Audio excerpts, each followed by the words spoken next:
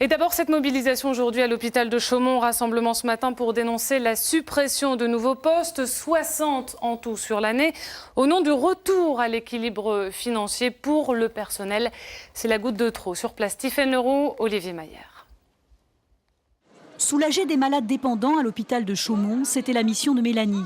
Mais au 1er octobre, le contrat de cette jeune aide-soignante ne sera pas renouvelé. Ce matin, devant l'établissement, il y avait de la colère et du découragement. C'est très dur moralement de pouvoir assurer des CDD pendant 4 ans et pas savoir, ce sont des CDD de 3 mois et vous ne savez pas dans 3 mois ce que vous allez devenir, ce que vous allez faire. Donc sur un plan personnel, forcément, ça a des conséquences un peu plus dramatiques quand vous avez des enfants, quand vous avez une maison, enfin voilà. Avant les soignants, ce sont les services techniques comme la blanchisserie ou la restauration qui ont été les premiers touchés. Selon la direction, ces coupes sont obligatoires pour éponger un déficit de 3 millions d'euros et se préserver des capacités d'investissement. Et bien que le programme soit difficile, il ne mettrait pas l'hôpital en péril.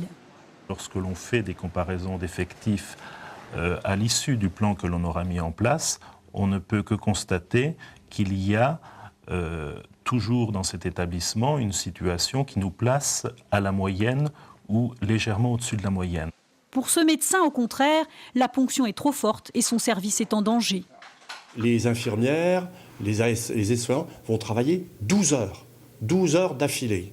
Essayer de travailler 12 heures d'affilée avec une activité qui est la nôtre, je pense que les dernières heures vont être très difficiles et qu'on risque d'avoir parfois des erreurs involontaires parce que la fatigue sera là. Une motion a été déposée à l'attention du ministre-maire Luc Châtel par les représentants syndicaux.